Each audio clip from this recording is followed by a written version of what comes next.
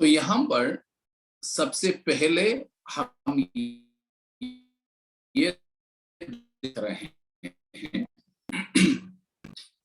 कि प्रभु यीशु मसीह अपने आप को कलीसिया के सामने कैसे प्रस्तुत किया है। यहां पर देखा प्रभु यीशु मसीह कलीसिया के सामने सबसे पहले खुद को ऐसे बताया जो परमेश्वर की 7 आत्माओं को पाया हुआ है।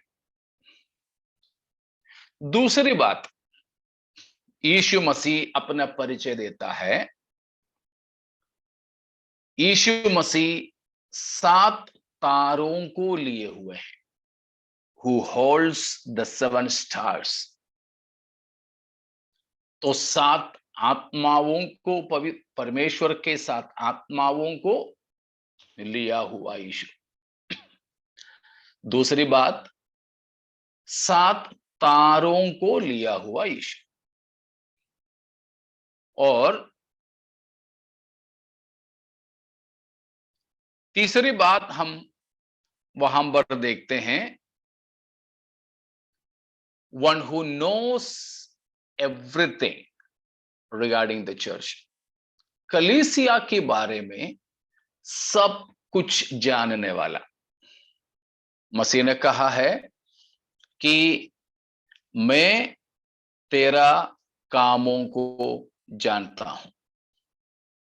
सब कुछ को जानने वाला मसीह।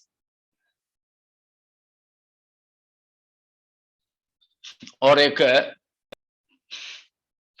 चौथी बात हम वहां पर फिर से देखते हैं कि वो ये है कि तीसरा पद को पढ़ेंगे। तीसरा पद, इसीलिए स्मरण कर कि तूने कैसी शिक्षा प्राप्त की और सुनी थी और उसमें बना रह और मन फिरा।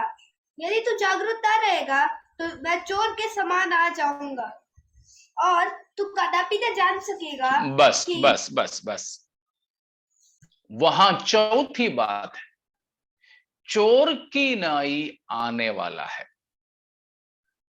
यीशु मसीह के बारे में हमने अभी तक 4 बातों को देखा। प्रकाशित वाक्य 3 की 1 से लेकर 6 तक की पदों से, जो सरदीस की कलीसिया के लिए संदेश है।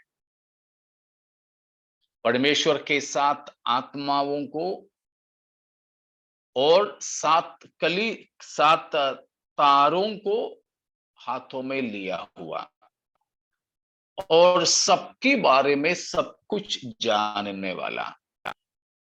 और तीसरा है चोर की नाई आने वाला। चोर की नाई आने वाला।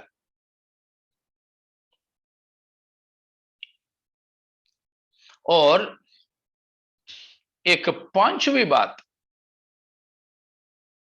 हम मसीह के बारे में वहां पर जो है 5वां पद में पढ़ते हैं। 5वां पद, जो जय पाए उसे इसी प्रकार श्वेत वस्त्र पहनाया जाएगा और मैं उसका नाम जीवन की पुस्तक में से किसी रीति से न काटूंगा, पर उसका नाम अपने पिता और स्वर्गदूतों के सामने मान लूंगा। जीवन की पुस्तक से नाम काटने का अधिकार रखने वाला,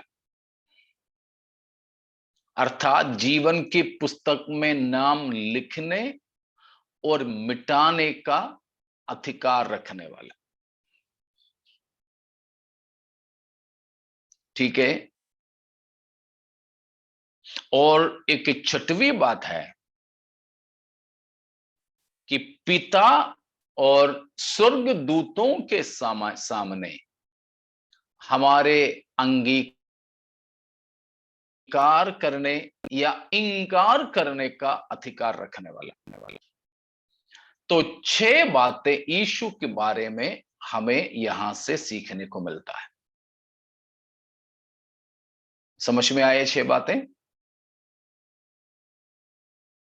पहली बात, he who has the 7 spirits of God, परमेश्वर की 7 आत्माओं को अपने पास रखने वाला, जिसके पास परमेश्वर की 7 आत्माएं हैं।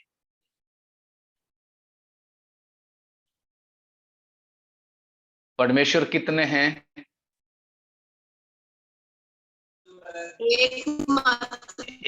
एकमात्र परमेश्वर है। परमेश्वर के कितने आत्माएं हैं?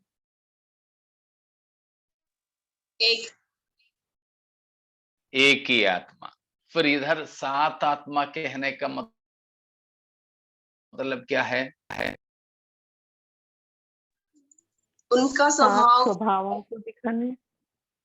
ठीक है, हमने पहला अध्याय की 4था पद से उन बातों को तो पढ़े थे, है ना? पहला अध्याय का 4था पद। यूहन्ना की ओर से आसिया की 7 कलीसियाओं के नाम, उसकी ओर से जो है और जो था और जो आने वाला है, और उन 7 आत्माओं की ओर से जो सिंहासन के सामने है। उन 7 आत्माओं की ओर से जो परमेश्वर के सिंहासन के सामने है। तो परमेश्वर की आत्मा को यह हम पर 7 आत्मा करके प्रकाशित वाक्य 1:4 में भी बताया है, और यहां 3 का पहले में भी बताया है। ठीक है, तो उसका क्या मतलब है? उसका मतलब हम 1:4 सीखते समय में पढ़े जरूर थे, और उसके साथ ही साथ में हम 5वां अध्याय की 6वां पद को भी पढ़ेंगे। पूजा आप पढ़ेंगे या निसी पढ़े? 5:6। तब मैंने उस सिंहासन और चारों प्राणियों और उन प्राचीनों के बीच में मानो एक वध किया हुआ मेमना खड़ा देखा। उसके 7 सींग और 7 आंखें थी। ये परमेश्वर की 7 आत्माएं हैं जो सारी पृथ्वी पर भेजी गई है। हाँ, देखा, इधर भी पवित्र आत्मा को हम 7 करके बताया है। यहां हम परमेश्वर की मेमना को देखते हैं। परमेश्वर की मेमना कौन है? परमेश्वर की मेमना प्रभु यीशु मसीह। यीशु मसीह का यहां पर 7 सींगों के बारे में बताया है और 7 आंखों के बारे में बताया है। तो 7 आंखें, यीशु मसीह का कितने आंखें हैं? 2 ही तो है ना? हाँ। 2 ही है, लेकिन यहां पर 7 आंखें करके बताया। यीशु मसीह को सींग है क्या? नहीं, नहीं है, नहीं है। लेकिन यहां पर ये जो 6वां पद में यीशु मसीह को परमेश्वर की मेमना करके कहते हुए 7 सींग भी बताया और 7 आंखें भी बताया। तो वो क्या है, हम जब 5वां अध्याय में आएंगे तब तो पढ़ेंगे। प्रभु की आगमन में देरी हो तो अभी हम उसके बारे में विवरण नहीं देंगे। तो बस हम यही देख रहे हैं कि 7 आत्मा, पवित्र आत्मा के बारे में बताया। तो परमेश्वर के सिंहासन के सामने की 7 आत्मा, यीशु मसीह की हाथों में परमेश्वर के 7 आत्माएं, यीशु मसीह के 7 आंखें जो सारे पृथ्वी पर भेजे जाने वाले पवित्र आत्मा या परमेश्वर की आत्मा के तौर पर प्रस्तुत किया है। तो ये तीनों भागों में प्रकाशित वाक्य के अंदर हमने आत्मा, पवित्र आत्मा को सात करके बताया और जाना। उसका मतलब क्या है, हम उस समय सीखे थे जब 1 का 4 सीख रहे थे। तो यशायाह 11वां अध्याय का दूसरा पद को पढ़ेंगे। यशायाह 11 का 2। यहोवा का आत्मा बुद्धि और समझ का आत्मा, हम पर देखिए 7 नाम है। हाँ, पहला यहोवा के आत्मा, दूसरा बुद्धि की आत्मा, फिर है समझ की आत्मा। आगे पढ़िए राधा। युक्ति और पराक्रम का आत्मा, और चौथा है युक्ति की आत्मा, पांचवा है पराक्रम की आत्मा। हाँ, आगे। और ज्ञान और यहोवा के भय का आत्मा उस पर ठहरा रहेगा। हाँ, ज्ञान की आत्मा और यहोवा की भय की आत्मा। देखा, पवित्र आत्मा का, एक ही आत्मा का 7 गुण, 7 स्वभाव, 7 अलग अलग नाम। ठीक है, तो ये सब किस बात को दर्शाता है? पवित्र आत्मा की सिद्धता को, पवित्र आत्मा की संपूर्णता को दर्शाता है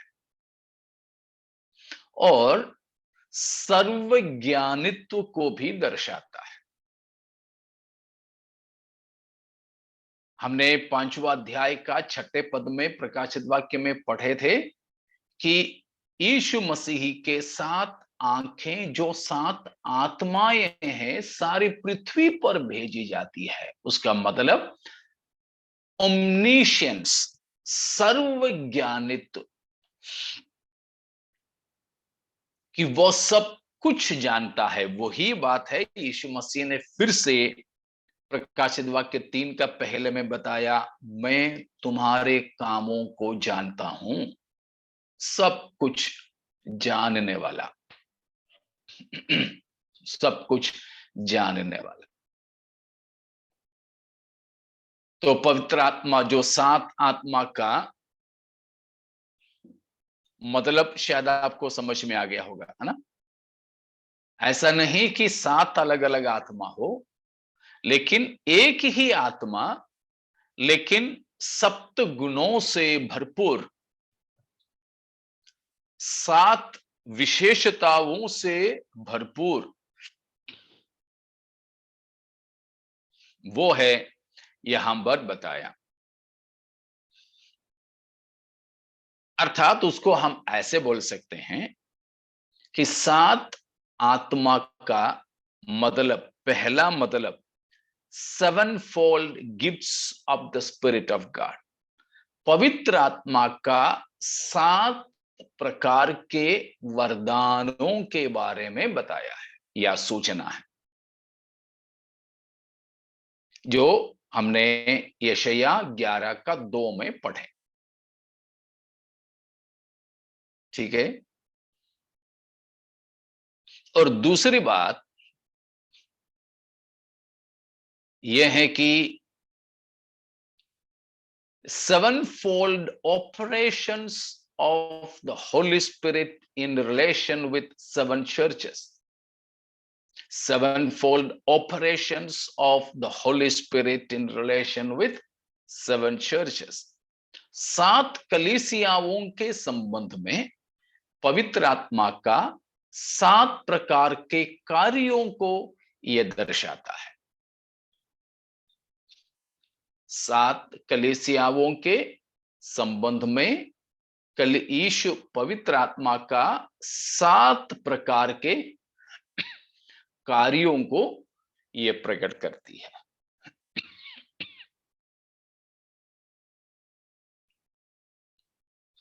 और एक तीसरा मतलब पवित्र आत्मा की सर्वज्ञानित्व, वो भी मैंने बताया। तो ये सब है 7 आत्मा करके जो बताया है।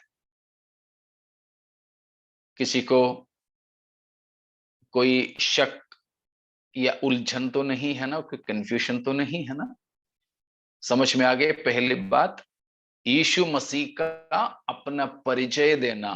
पहला, वो जो परमेश्वर की 7 आत्माओं को लिए हुए हैं या पाए हुए हैं, तो 7 आत्मा का मतलब, और पवित्र आत्मा और यीशु मसीह के संबंध को भी वहां पर बताया है। ठीक है? So first one, 7-fold gifts of the Spirit as per Isaiah 11:2. Second one, 7-fold operations of the Spirit of God in relation with 7 churches. मिल गया? 7-fold operations of the Holy Spirit in relation with 7 churches. तो 7 आत्माओं का मतलब समझ में आ गया ना? Yes pastor. Okay. और किसी को समझ में नहीं आया हो तो आप पूछ सकते हैं। अगर समझ में आ गए तो हम दूसरा भाग में प्रवेश करेंगे। यीशु मसीह का तस्वीर।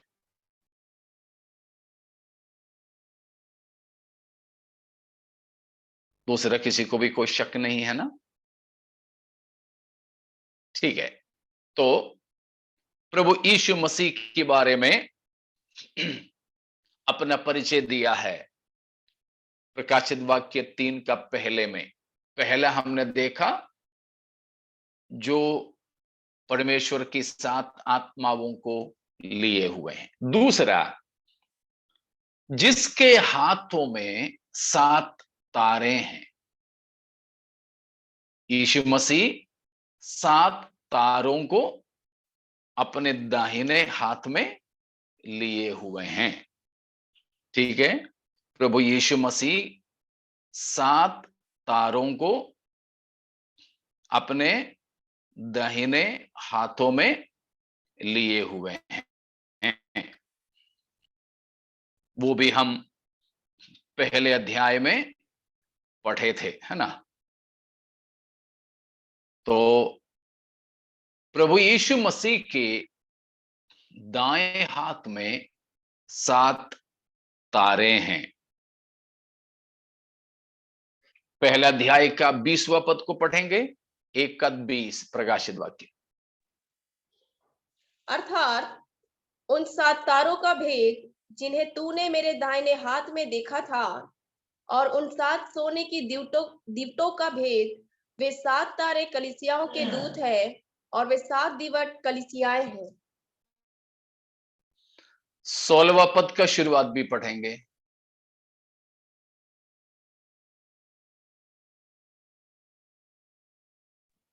वह दाहिने हाथ में 7 तारे लिए हुए था।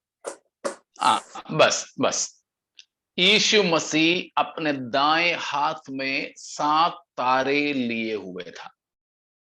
वो यूहन्ना ने पहला अध्याय में देखा और 16वां पद में बताया और 20वां पद में उसका अर्थ बताया। 7 तारे क्या है यहां बताया गया? तारा The minister of the church. या angel of the church or the minister of the church, कलीसिया का दूत, कलीसिया का दूत। तो प्रभु यीशु मसीह सरदीस की कलीसिया से भी जब बात किया तो उसी बात को प्रस्तुत किया है कि मसीह क्या किया है?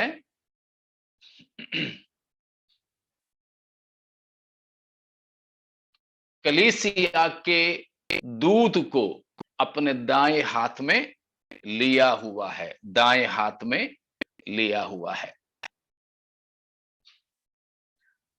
दूसरा कुरिन्थियों 8:23 को पढ़िएगा, दूसरा कुरिन्थियों 8:23, 2 Corinthians 8:23।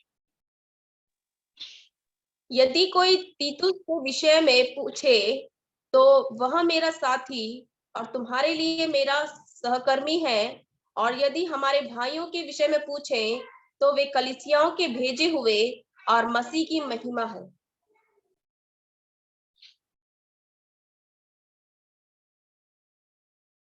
अच्छा, हिंदी में ऐसा लिखा है कि वे मसीह के भेजे हुए और मसीह की महिमा है। इंग्लिश में उस वचन को कोई पढ़िएगा, 8:23। If any do inquire of Titus, his partner and fellow worker, concerning you, or if our brethren be inquired of, they are the messengers of the churches and the glory of Christ. हाँ, वहां पर हिंदी में मसीह की महिमा करके जो लिखा है, वहां पर लिखा हुआ है कि they are the messengers of the churches. Hindi में वो शब्द नहीं था ना शायद,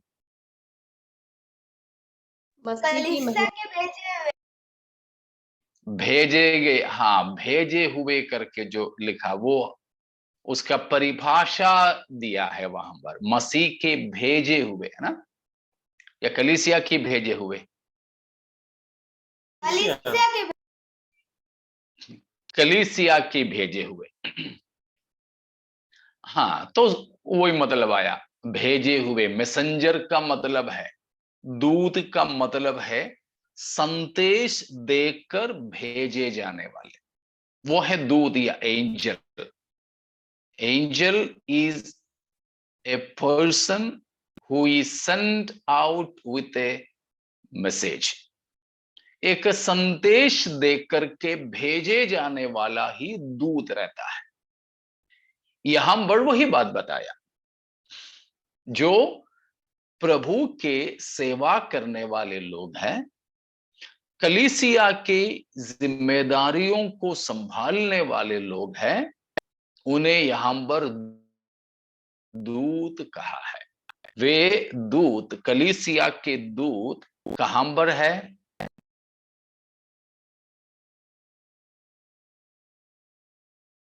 यीशु मसीह के हाथ में, यीशु मसीह के हाथों में है।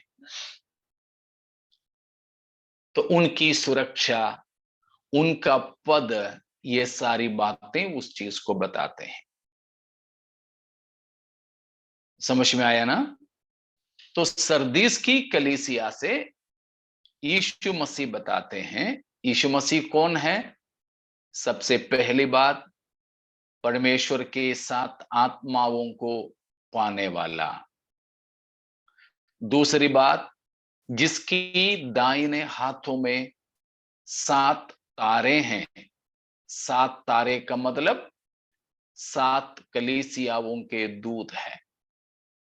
तो तारे का मतलब कलीसियाओं के दूत हैं। That means the very church is in Christ's hold, not Christ in the church's hold. Got it? कलीसिया मसीह के नियंत्रण में है या मसीह कलीसिया के नियंत्रण में है? कलीसिया मसीह के नियंत्रण में। Praise God. पिछले रविवार को, परसों, मैंने हमारी छोटी सी मंडली में बताया था, लिखित वचन 7 चीजों के परे हैं। उसमें से एक था कलीसिया कलीसिया के अगुओं से भी लिखित वचन पढ़े हैं। The written word is far above the leaders of the church or the church leadership। तो हम उसके बारे में सीखे थे पिछले रविवार के दिन। तो कलीसिया वचन को और मसीह को अपने कब्जे में नहीं रख सकती है, परंतु यीशु मसीह और वचन कलीसिया के ऊपर अधिकार रखता है। रोमन कैथोलिक कलीसिया जैसे कुछ ऐसी मंडली है जो सोचते हैं वचन उनके नियंत्रण में है, यीशु मसीह भी उनके नियंत्रण में है। नहीं, वचन के अंदर हमको कलीसिया को रहना है। कलीसिया के अगुओं की वश की बात नहीं है।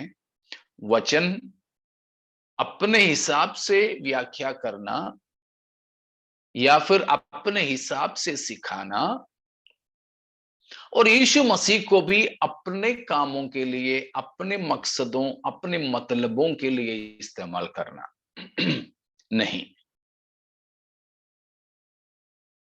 परंतु यीशु मसीह कलीसिया को, कलीसिया के अगुओं को अपने हाथों में रखते हैं। यदि कोई भी पास्टर, कोई भी कलीसिया के नेता, किसी भी कलीसिया की अगुआ यीशु मसीह के हाथों में, बिल्कुल मसीह के नियंत्रण में नहीं, तो वो कलीसिया से कोई ताल्लुका नहीं रखते हैं, मसीह से कोई संबंध नहीं है उन्हें। तो ये बात यहां पर बताया, सरदीस की कलीसिया से कह रहा है मसीह कि देखो कलीसिया के दूत मेरे हाथों में हैं, मेरे हाथों में रहना है, यदि नहीं तो तुम बाहर है, फेंके जाएंगे, कलीसिया का उस पद में नहीं रह सकेंगे। ठीक है। 7 stars, 7 angels of God, angels of the church, God appointed them over the church on behalf of them, on behalf of Christ। यीशु मसीह के बदले में, मसीह के बदले में मसीह ने नियुक्त किए हैं इन दूतों को, इसीलिए वे मसीह के अधीन, मसीह के नियंत्रण में रहना जरूरी है। ठीक है, ये दोनों बातें समझ में आ गए? यीशु मसीह के बारे में ये दोनों बातें समझ में आ गई? किसी को कोई शक है? नहीं। ठीक है, तो तीसरी बात, प्रभु यीशु मसीह अपना परिचय सरदीस की कलीसिया को देता है। क्या है? I know your works. That means Christ is the one who knows everything about everyone. यीशु मसीह का तीसरा परिचय है हर एक जन का, हर एक बात को भली भांति जानने वाला। मतलब कलीसिया की बात हो, किसी व्यक्तियों की बात हो, हमारे प्रभु यीशु मसीह की नजरों से छिपा हुआ नहीं है। He knows everything by his all-knowing 7 eyes found in 5 verse 6 of Revelation। हमने 5:6 में पढ़े थे यीशु का 7 आंखों के बारे में। वो 7 आंखें किस बात को दर्शा रहे हैं? ऑल नोइंगनेस, ओमनीशियंस ऑफ क्राइस्ट, यीशु मसीह की सर्वज्ञानित्व के बारे में बता रहे हैं। जैसे हम इब्रानियों 4 का 13वां पद में पढ़ते हैं, है ना? इब्रानियों 4 का 13। सृष्टि की कोई वस्तु उससे छिपी नहीं है, पर जिससे अब बेकाब है, उसकी आंखों के सामने सब वस्तुएं खुली और प्रकट है। सब वस्तुएं प्रभु के आंखों के सामने खुली और प्रकट है। सृष्टि की कोई भी वस्तु उसकी दृष्टि में छिपा नहीं है।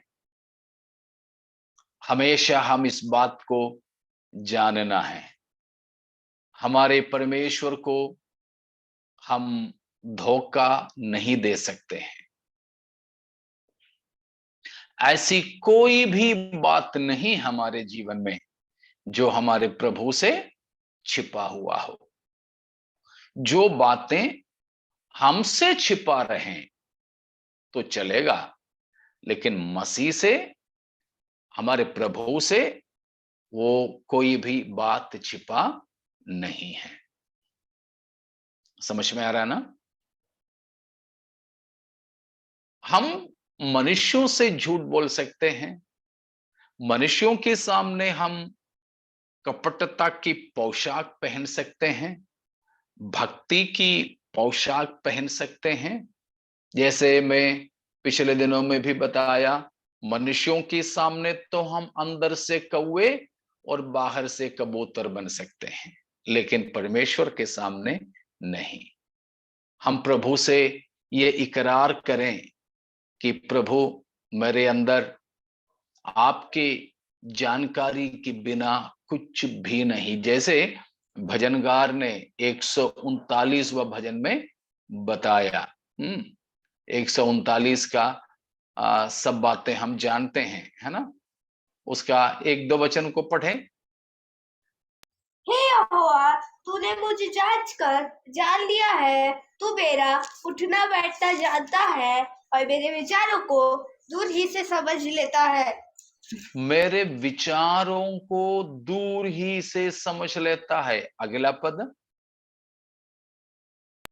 मेरे चलने और लेटने की तो भली भांति छानबीन करता है और मेरे पूरे चाल चलन का भेद जानता है।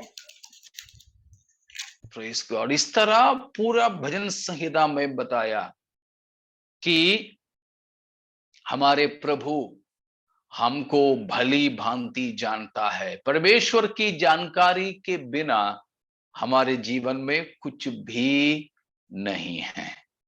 हमारे चाहत, हमारे मकसद, हमारे मंजिल, ठीक है ना, सब कुछ वह जानता है।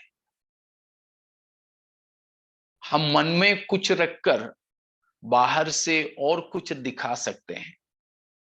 कुछ लोग हैं कि हमको जब देखेंगे तो मुंह से तो मक्खन ही लगाएंगे, लेकिन अंदर पूरा तो जहर है।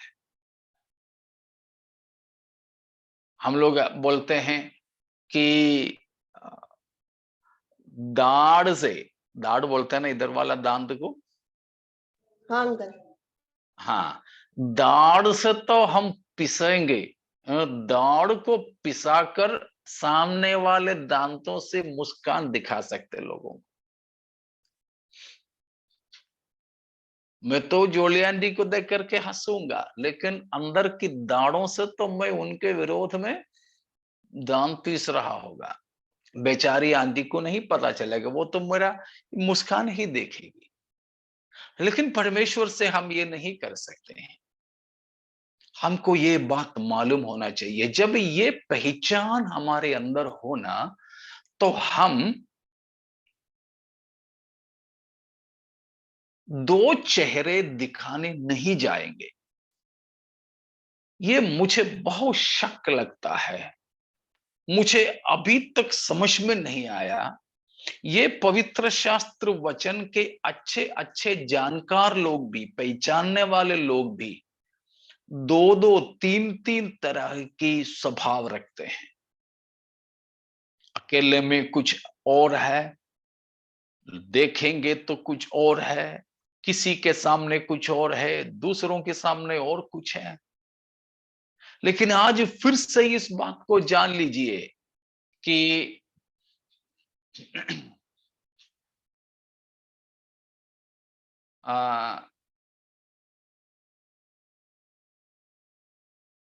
इस बात को हम जान लीजिए कि हमारे परमेश्वर के जो है नजर में छिपा हुआ कुछ भी नहीं है। प्यारो, बहुत अच्छे से इस बात को जानेंगे तो हम एक पवित्र जीवन बिता सकेंगे। मैंने कई बार बताया, एक दृष्टांत शायद आपको याद होंगे। एक विधवा मां उनकी 3 बच्चों को पाल रही थी बड़े मुश्किल से। बच्चे छोटे छोटे हैं, उन्हें खुदा की वचन वो सिखाती थी। एक दिन वो विधवा मां ने ये चाहत रखी कि उनकी बच्चों ने जो संडे स्कूल में वचन में जो सिखाया है कितना तक सीखे हैं। उसके लिए एक एक बर्फी दिए बच्चों को। बर्फी देकर के इस मां ने बच्चों को कहा, बच्चों ये ले जा करके तुम खा लो। याद है ना? हाँ याद है। खा लो, लेकिन ऐसे खा लेना कि ना कोई भी देखे, ना मनुष्य देखे, ना ईश्वर देखे। बिल्कुल इंसान से भी, ईश्वर से भी छुपा के खा लेना। हाँ याद है आपको। लेकिन बड़े वाले दोनों कई समयों के बाद में वापस आ गए, लेकिन छोटे वाले रात तक भी नहीं आए। ढूंढ ढूंढ करके गए तो एक जगह पे ये बच्चा बर्फी हाथ में लिया हुआ रो रहा है, बिल्कुल हाफता हाफता हुआ। पूछा, क्यों बेटा? बताया, मुझे इनाम नहीं मिलेगा। क्यों? मैंने ऐसे कई जगह पाए जहां कोई इंसान नहीं देखता, लेकिन जिधर भी मैं जाता छुप करके खाने लग जाता तो मैं परमेश्वर की दोनों आंखों को देखता था। मैं परमेश्वर की आंखों से बच नहीं पाया, इसलिए मैं ये बर्फी नहीं खा पाया और इसलिए मुझे मम्मी का इनाम नहीं मिलेगी। छोटा बच्चा को तो नहीं मालूम था। कम से कम उस बच्चे का पहचान हमारे अंदर हो। चाहे जैसे भजनगार 139 में बताता है, मैं भोर को पंखे रख करके उड़कर समुद्र के उस पार चला जाऊं तो भी तेरी नजरें वहीं मुझे देखेगा। अगर मैं समुद्र के अंदर भीतर निचले तट में चला जाऊं या घोर अंधकार से मैं कहूं कि मुझे ढक ले, तो भी अंधकार भी तुम्हारे लिए छिपा नहीं है। प्यारो, इस बात को हम जाने, हमारे परमेश्वर मन और मर्म की ज्ञाता है। हमारे प्रभु हमारे हृदयों को जानता है। तो यीशु मसीह कलीसिया को यह समझाना चाहा, मैं कौन हूं? सब कुछ जानने वाला हूं। आज हमको भी यही प्रभु समझाना चाहते हैं। हमारे जीवन में सब कुछ जानने वाला प्रभु, पॉजिटिव नेगेटिव, अच्छा बुरा, सब कुछ जानने वाला। आज हम गुप्त में, हमारे जीवन की गुप्त पापों को भी अपने प्रभु से मान ले। गुप्त पापों को हम बड़े आत्मिक, बड़े अच्छे रूहानियत सामने दिखा सकते हैं, लेकिन अंदर ही अंदर से हम बहुत ही दुष्ट और भ्रष्ट हो सकते हैं। लेकिन प्रभु हमें कहते हैं, मैं तुम्हें जानता हूं। जैसे पहले भी मैं बता चुका, ये बात दुष्टों के लिए, पापियों के लिए, कपटियों के लिए भयानक बात है, लेकिन जो अच्छे हैं, धर्मी हैं, उनके लिए बड़े आनंद की बात है कि लोग हमें ना समझें, मगर हमारे प्रभु हमें अच्छे से जानता है। हमारी सच्चाई, हमारी भलाई, हमारी धार्मिकता, हमारी नैतिकता लोग नहीं समझेंगे, समझें तो भी मानेंगे नहीं, लेकिन हमारे प्रभु हमको अंदर ही अंदर से जानते हैं। ये बड़े आनंद की बात है। तो यीशु मसीह के बारे में जो तीसरी बात है, हर किसी का सब कुछ जानने वाला परमेश्वर। ये बात भी समझ में आ गए होंगे ना, ये तो कठिन की बात नहीं है। मसीह के बारे में ये तीनों बात मालूम हो गए। यस अंकल जी।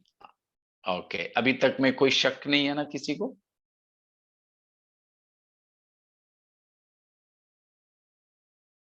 ठीक है,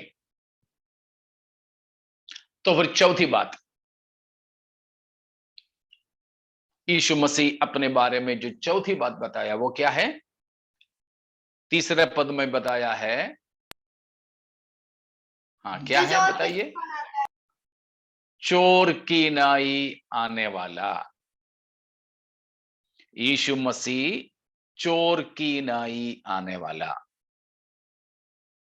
उसका मतलब भी हम पहले दे चुके हैं। क्या है? चोरी करने आ रहा है यीशु मसीह? नहीं। फिर क्या है चोर की नाई आने वाले का मतलब? अनअनाउंस्ड आना, विदाउट प्रीवियस। बिल्कुल, गुप्त में, जब ऐसे समय में आने वाला जो हमें पता नहीं है, ऐसे समय में आने वाला जो हमको मालूम नहीं रहेगा, ऐसे समय में आने वाला जो हम बिल्कुल उम्मीद नहीं करें। तो यीशु मसीह आने वाला है और ऐसे समय में आएगा जो पता भी नहीं चलेगा, या sudden coming, I am coming quickly. कई बार चोर आने की समय में तो किसी को पता नहीं रहता है, आके वो हाथ साफ करके जाएगा, शायद कई दिनों के बाद पता चलेगा, शायद घंटों के बाद पता चलता है। तब तक तो वो जहां पहुंचना वहां पहुंच गया होता है। प्रभु यीशु मसीह ने यहां पर वही कहा है, कलीसिया तो ये सोचकर सोने लग जाती है, कलीसिया ये सोचकर अपने कामों में भिड़ने लग जाती है कि मसीह अभी आएगा नहीं सोच करके। लेकिन हमारे प्रभु यीशु मसीह कहता है, unexpectedly I will come upon you. तुम्हारे बिल्कुल जब उम्मीद नहीं रहता है तब मैं आऊंगा। लोगों को यीशु मसीह की आने का कोई उम्मीद नहीं रहेंगे, तब हमारे प्रभु आएंगे। जैसे अभी तो आपको पता है, पहले पहले थे मसीह की आगमन की आशा ज्यादा, या अभी है? पहले पहले पहले पहले था। दूसरा पत्रस 3 का 3 को पढ़िएगा।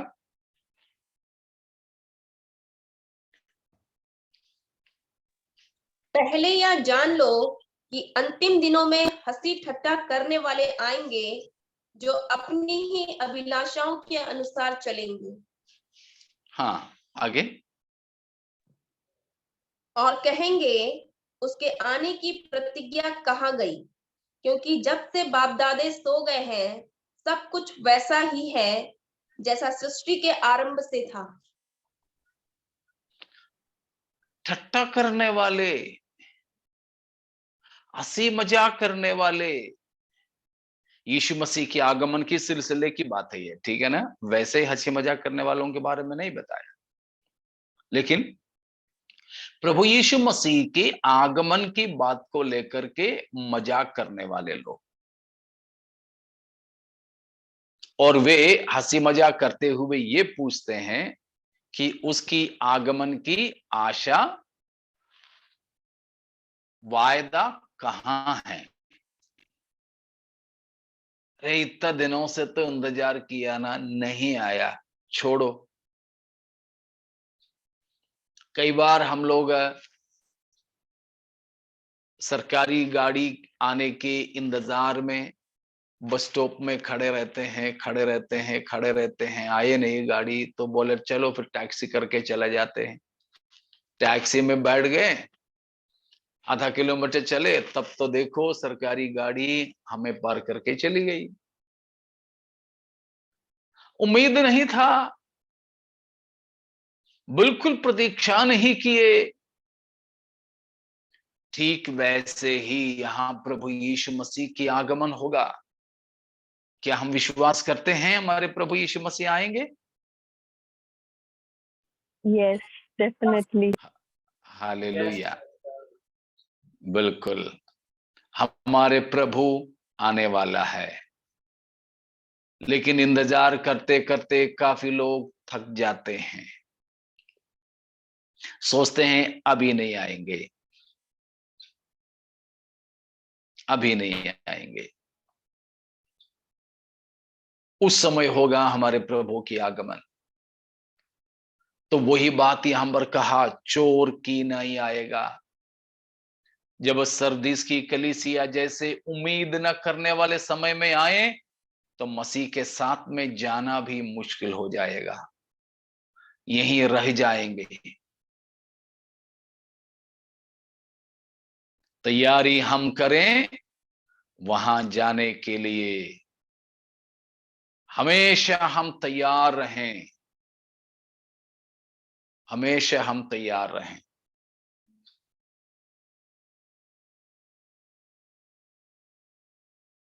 मैंने पहले बताया हुआ एक बात है, एक बार मैं किसी को छोड़ने के लिए बस स्टैंड चला गया था।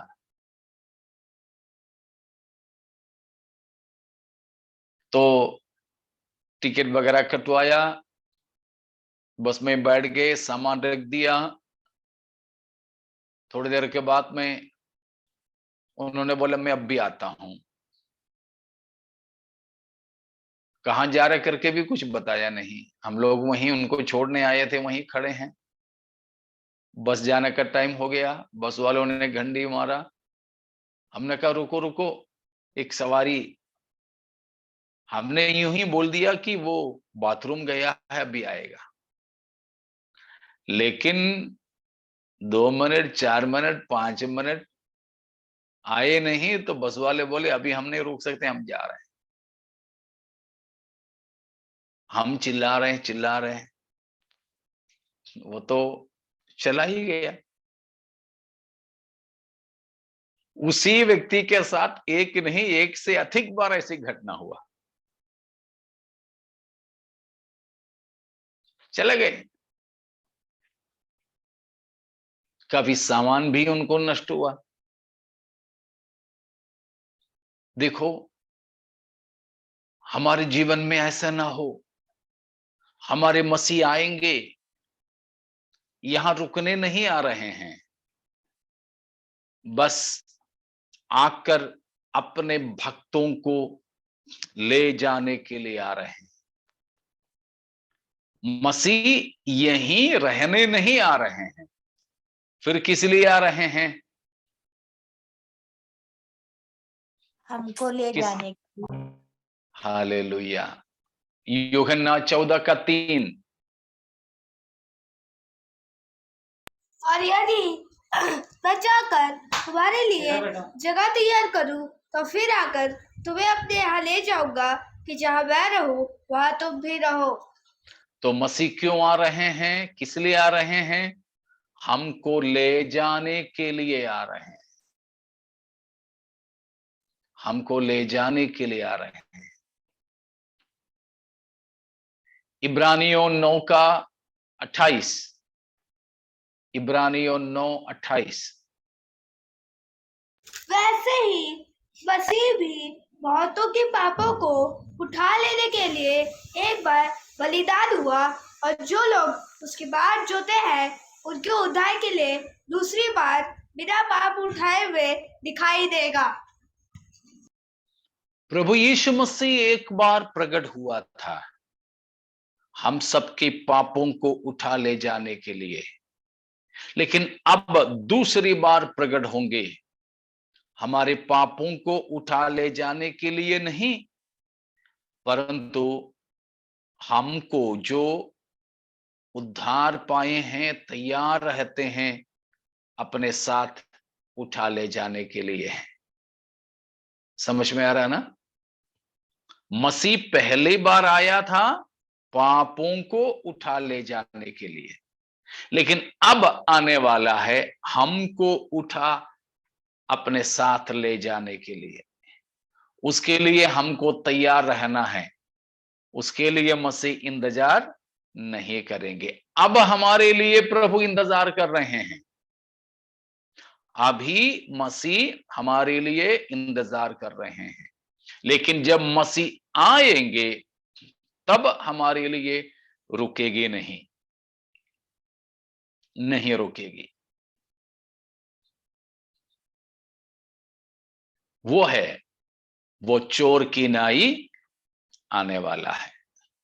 प्यारों में आपसे पूछूं कि आखिरी वाला दो बात, एक है मसीह जाने बिना मेरे अंदर कुछ भी नहीं है, ये जानकारी रखते हो, हर पल हर क्षण उसके बारे में गंभीरता से सोचते हो।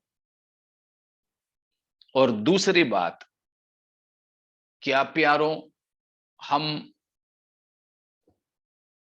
यीशु मसीह कभी भी आए, किसी भी वक्त में आए, हम जाने की तैयारी में रहते हो? ये दो बात बड़ी गंभीरता से आज हमें सोचना होगा।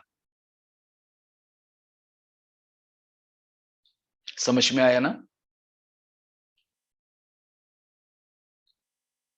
ठीक है, मसीह के बारे में भी कितने बात हो गए? 4।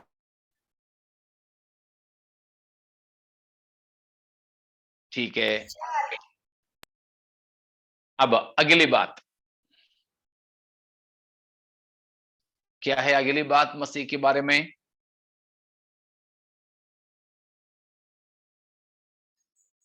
जिसको अधिकार है हमारा नाम जीवन की पुस्तक में लिखने और बिठाने का।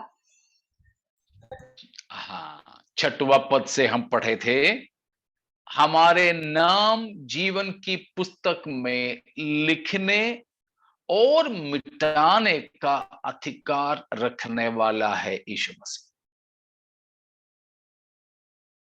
या फिर हम ये बोल सकते हैं, जीवन और मृत्यु का अधिकारी है यीशु मसीह।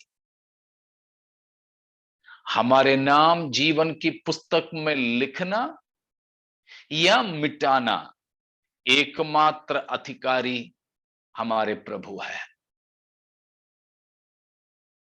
कोई मनुष्य, कोई अगुवे, कोई प्रचारक, कोई भी जीवन की पुस्तक में ना हमारे नाम लिख सकते, ना कोई उसमें से निकाल सकते हैं। इसीलिए हमको और किसी पर भरोसा भी नहीं करना और किसी को डरना भी नहीं, दोनों है। किसी पर हमें आशरा नहीं रखना कि वो हमें बचा लेगा, नहीं। बचाने के लिए हो या दंड देने के लिए हो, योग्य और अधिकारी केवल एक ही है। इसलिए था प्रभु यीशु मसीह ने कहा कि तुम्हारे केवल शरीरों को ही घात करने वालों को तुम डरना नहीं, परंतु किससे डरो? जो तुम्हारे शरीर और आत्मा दोनों को नष्ट कर सकता है और नरक की आग में डाल सकता है।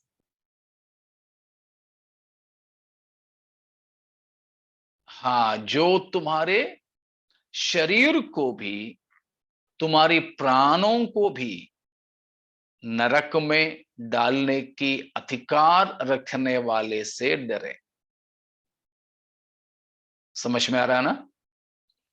आवाज बराबर आ रहा है आप लोगों को? यस अंकल, आवाज आ रहा है। ठीक है। तो हमको ये ध्यान देना है कि हमारे प्रभु यीशु मसीह हमको जीवन की पुस्तक में दाखिल भी कर सकता है और हमारे नाम उसमें से काटने का भी अधिकार रख सकता है। ऐसा नहीं कि प्रभु की मर्जी के अनुसार किसी का लिख दिया, किसी का काट दिया, ऐसा नहीं। अगर जीवन का पुस्तक में नाम होना है तो वचन के अनुसार हमें पापों से मन फिराना है, यीशु मसीह पर विश्वास करना है। यीशु मसीह ने मेरे पापों को अपने ऊपर लिया, यीशु मसीह मेरे लिए मारा गया, मेरे लिए गाड़ा गया और तीसरा दिन जी उठा है। विश्वास करना है और पापों को छोड़कर मन फिराना है, तो जीवन के पुस्तक में यीशु मसीह हमारे नाम लिखेंगे। और कोई पसंद नहीं आया इसलिए उनका नाम काट दे, वो भी नहीं करेंगे प्रभु। अगर पाप करेंगे, पाप करके प्रभु को छोड़ देंगे तो प्रभु हमारे नामों को काट देंगे। निर्गमन 32 का 32 और 33 को पढ़िए। निर्गमन 32, 32 और 33। तो भी अब तू उनका पाप क्षमा कर, नहीं तो अपनी लिखी हुई पुस्तक में से मेरे नाम को काट दे।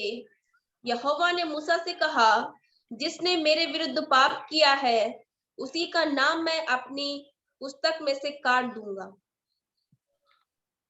मूसा परमेश्वर से कहा, इस्राएलियों के पापों को क्षमा कर दे, यदि नहीं तो मेरा नाम को आपकी पुस्तक में से काट दे। परमेश्वर ने कहा, ऐसे थोड़ी काटूंगा मैं। किसी ने बोला तो भी नहीं काटूंगा, तुम खुद भी बोलो तो भी नहीं काटूंगा।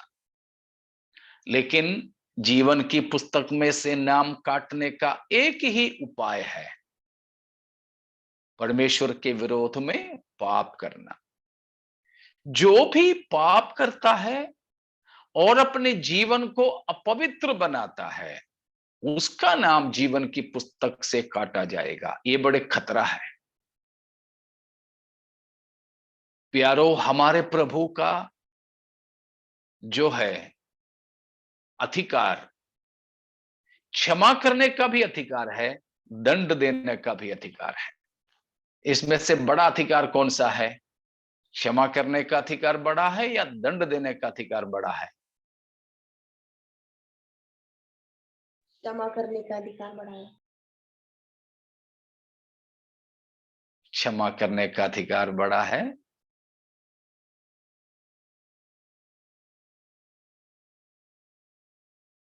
और कुछ विचार है किसी को? Both are equally dangerous. I mean, both are equally important.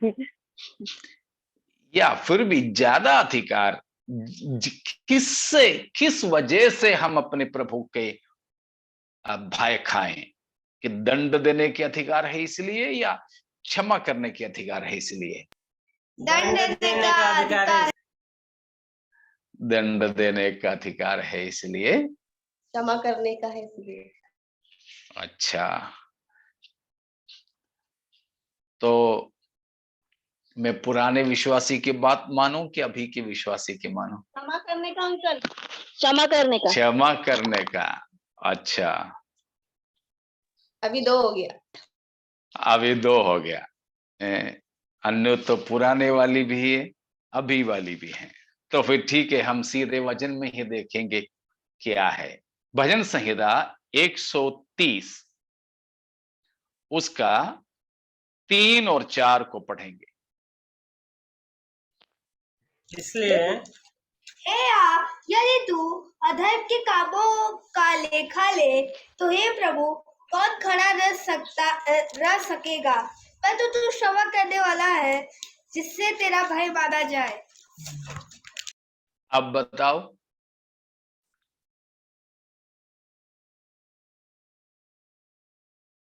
परमेश्वर की भय हम मानते हैं, वह किस लिए है? Because there is forgiveness with him. Praise God. क्योंकि 2 सिंहासन, मान लीजिए एक में क्षमा करने वाला बैठा है, दूसरे में मारने वाला बैठा है। हमको इनमें से किससे डरना है ज्यादा, या इनमें से किसकी ज्यादा आदर करना है? क्षमा करने वाले का। क्षमा करने वाला। क्षमा करने वाले का। क्यों? क्योंकि अगर क्षमा करने वाला क्षमा नहीं किया तो दंड देने वाले के हाथ में फंस जाएंगे। बस, क्षमा करने वाला ने क्षमा कर लिया तो दूसरा बंदूक लेके वहीं बैठा रहेगा, वो कुछ नहीं कर सकेगा हमारे। इसीलिए यहां पर बताया है कि क्षमा करने का जो अधिकार हमारे परमेश्वर को है, वो ही सबसे बड़ा अधिकार है। क्षमा करने के अधिकार सबसे बड़ा अधिकार है। यहां पर हमारे प्रभु ही ये दोनों करने के लिए सक्षम है। ये दोनों के लिए सक्षम हमारे प्रभु है। इसीलिए दोनों तरफ से भय और भक्ति के लायक हैं हमारे प्रभु यीशु। समझ में आ रहा ना? तो प्रभु किसी की रिकमेंडेशन में, किसी की सिफारिश में कुछ नहीं करने वाला है। ठीक है? किसी की भी सिफारिश में ना किसी का नाम लिखेगा, ना किसी के नाम मिटाएगा जीवन की पुस्तक में से।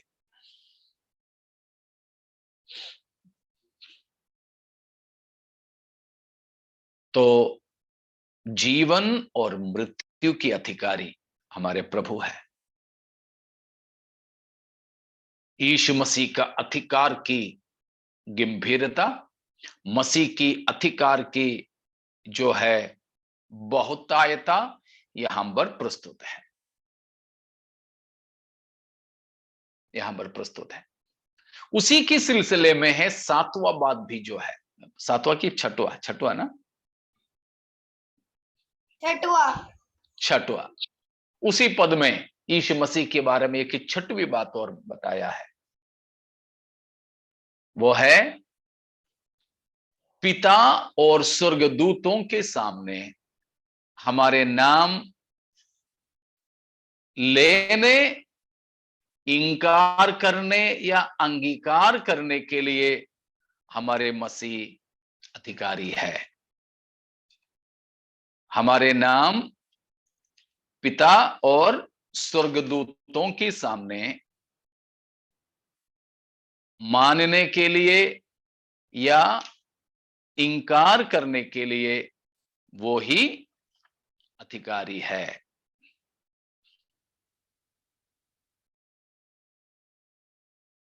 हमारे प्रभु यीशु मसीह अगर हमारे नाम अंगीकार कर लिया, बस हमें वही चाहिए।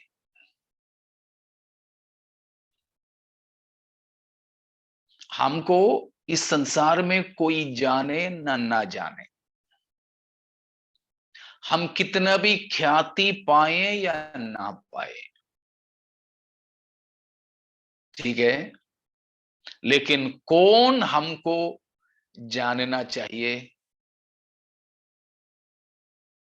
प्रभु यीशु मसीह। प्रभु यीशु मसीह। दुनिया जानने वाले बहुतों को मसीह नहीं जानते हैं। दुनिया जानने वाले बहुतों को यीशु मसीह नहीं जानते हैं। मरकुस 8 की 38 भी पढ़ेंगे। मरकुस 8:38।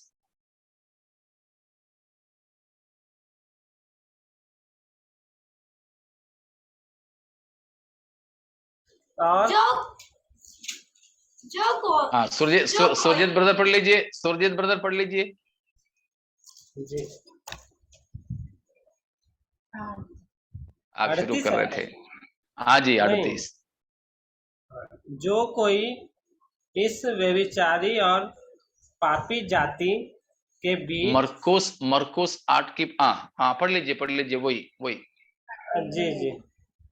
जो कोई इस व्यभिचारी और पापी जाति के बीच मुझसे और मेरी बातों से लजाएगा, मनुष्य का पुत्र भी जब वह पवित्र दूतों के साथ अपने पिता की महिमा सहित आएगा, तब उससे भी लजाएगा।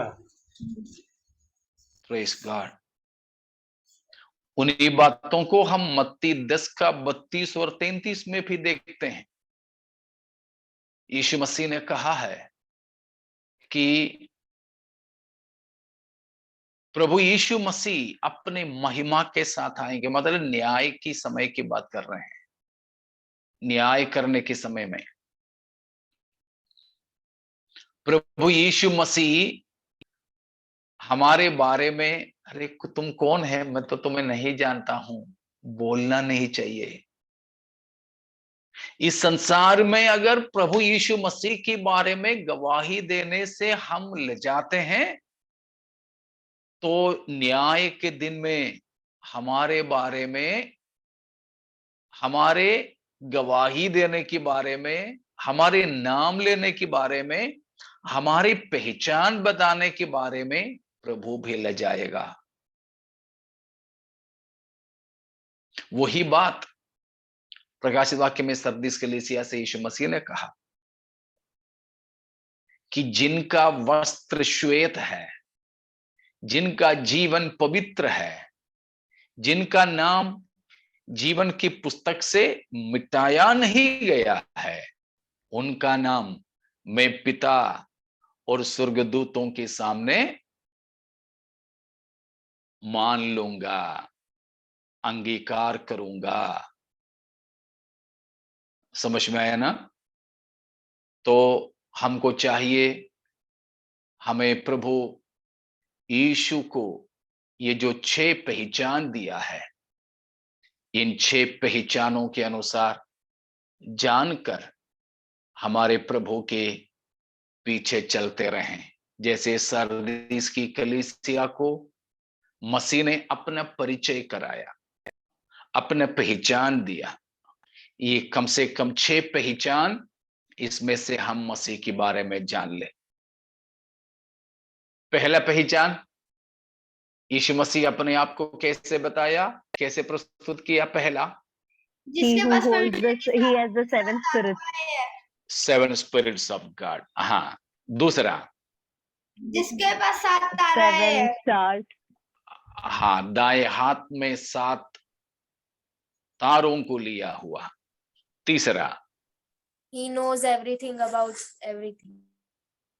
हाँ, हमारे हर किसी के बारे में सब कुछ जानने वाला। चौथा, The one who can blot out our names. हमारे Who has the power to blot out our names from the book of life. Okay, वो पांचवा है, फिर भी ठीक है। वो So हमारे original- नाम को हाँ, हमारे जीवन की पुस्तक में नाम लिखने या मिटाने के अधिकार रखने वाला। और पांचवा है चोर की नाई The one who आने will come वाला। as a thief. हाँ, और छठवा है The one who will come, can हमारा come नाम और इनकार कर सकते या or deny. हमारे नाम पिता और स्वर्गदूतों के सामने मानने या इनकार करने का अधिकार रखने वाला। तो आइए हम इस प्रभु के पहचान में बढ़ें, हमारे जीवन को पवित्र रखें। प्रभु यीशु मसीह किसी भी समय चोर की न्याय भी आ जाए तो हम मसीह के साथ पाए जा सकें, उसके लिए अपने जीवनों को समर्पित करेंगे। आइए हम प्रार्थना में जाएंगे।